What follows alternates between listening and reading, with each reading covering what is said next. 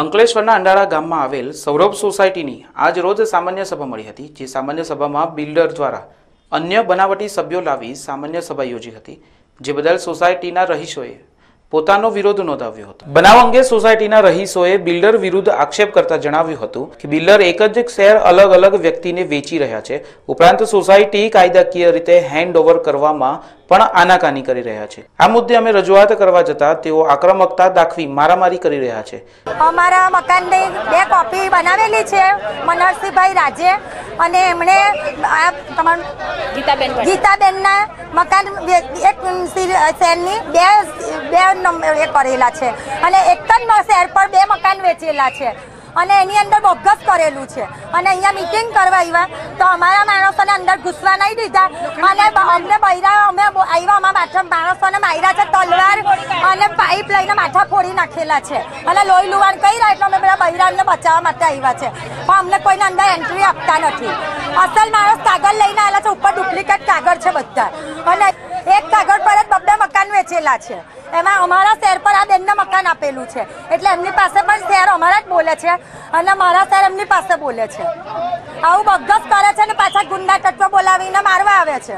Cooperative સોસાયટીના મકાન માલિકો છે એ લોકોને બહાર જ રહેવા દીધા છે અને અંદર સાધારણ સભા ચાલુ કરી દીધી છે અને આ વસ્તુ જ્યારે એમને કહેવામાં આવી તો મારામારી ચાલુ કરી છે અને અમારા જે દરખાસ્ત મૂકનાર સુરેશભાઈ કેશવભાઈ પટેલ જે છે એમને પાઇપ દ્વારા માથામાં ગહેરી ઈજા કરી છે, જેના કારણે હોસ્પિટલાઇઝ થયા છે। મનહરસિંહ રાજ। સોસાયટીના ઘણા બધા પ્રશ્ન છે કે જેમાં કોમન પ્લોટ છે એની અંદર શોપિંગ બનાવીને એ કોમન પ્લોટ વેચી કાઢવા માગે છે। પીડબ્લ્યુની જમીનની અંદર જે શોપિંગ બનાવ્યું છે એ શોપિંગ આજની તારીખમાં અધૂરા બાંધકામમાં બે શોપિંગ ઊભા છે અને એ બાંધકામવાળા શોપિંગમાં એમણે આજની તારીખમાં 1,45 લાખની અંદર એ શોપિંગ વેચીને અહીંયાથી સૌરભમાંથી દરેક એના સંબંધ પૂરા કરવા માગે છે અને આ સોસાયટીને બેહાલ છોડીને જવા માગે છે।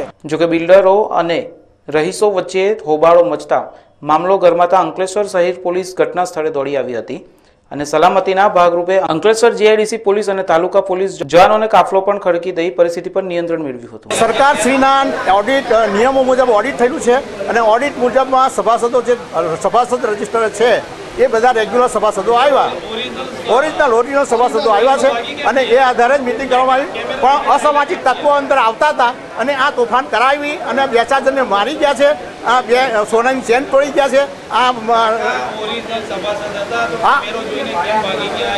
ઓરિજિનલ નથી નાહી ગયા, આ તોફાન કરવા આવ્યા તે નાહી ગયા। ના એ લોકો તોફાન કરી ગયા